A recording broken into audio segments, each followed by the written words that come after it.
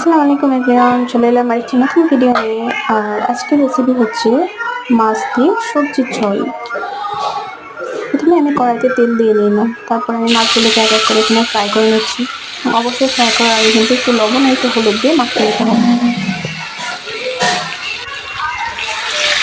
আপনারা দেখতেই পাচ্ছেন মাছগুলো আমি এক এক করে এখানে ভেজে নিচ্ছি। মাছগুলোকে একদম ভালো মতো ভেজে নিতে হবে, লাল লাল করে।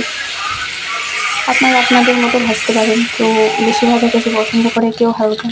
আমি একটু লাল লাল করে ভেজে নিয়েছি। তারপর মাছগুলো ভাজা হয়ে গেলে আমি এক এক করে নামিয়ে নিলাম। সঙ্গে আমি কিছু বড়িও নিয়ে নিয়েছিলাম, সেগুলোকে একটু তেলে ফ্রাই করে নিয়েছিলাম। তারপর কড়াইতে সামান্য পরিমাণ আর একটু তেল দিয়ে আমি এখানে আদা রসুন বাটা এবং পেঁয়াজ বাটা দিয়ে দিলাম। তারপর এরকম ভালো মতো নাড়াচাড়া করে এখানে আমি কিছু শুকনো মশলা অ্যাড করছি। প্রথমে আমি দিয়ে দিচ্ছি লবণ, 1 টিস্পুন লঙ্কা গুঁড়ো, 1 টিস্পুন জিরে গুঁড়ো, 1 টিস্পুন ধনে গুঁড়ো এবং হলুদ গুঁড়ো। তারপরে এগুলোকে ভালো মতো মিশিয়ে নিয়ে মশলাটাকে কিছুক্ষণ কষিয়ে নেব। যতক্ষণ পর্যন্ত মশলা থেকে তেল না বেরোচ্ছে ততক্ষণ মশলাটাকে ভালো মতো কষিয়ে নিতে হবে। তারপর এখানে আমি একটা টমেটো এবং 4টে লঙ্কা কুচিয়ে দিয়ে দিলাম। এটাকে ভালো মতো নাড়াচাড়া করে নিয়ে ভালো মতো কষিয়ে নিতে হবে।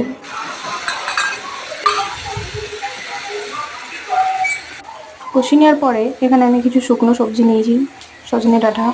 আপনারা অন্যান্য সবজিতেও মাছের ঝোল খেতে পারেন।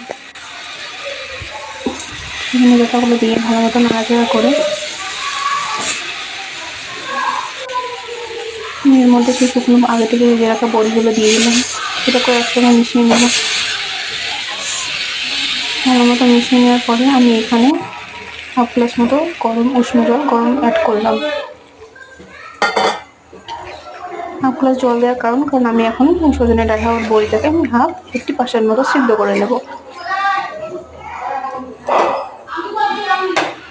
তারপরে সিদ্ধ হয়ে গেলে আগে থেকে ভেজে রাখা মাছগুলো আমি এর মধ্যে দিয়ে দিলাম। মাছগুলো দিয়ে দেওয়ার পরে এটাকে 10 থেকে 15 মিনিট পর্যন্ত রেস্ট রেখে দেব। তারপরে নামানোর আগে আমি কিছু ধনেপাতা কুচি দিয়ে দিলাম। ধনেপাতা দেওয়ার ফলে মাছের স্বাদটা আরও দুর্দান্ত লাগে খেতে। আপনারা অবশ্যই কেমন লাগলো আমাকে কমেন্টে জানাবেন এবং একটি সাবস্ক্রাইব করে দেবেন।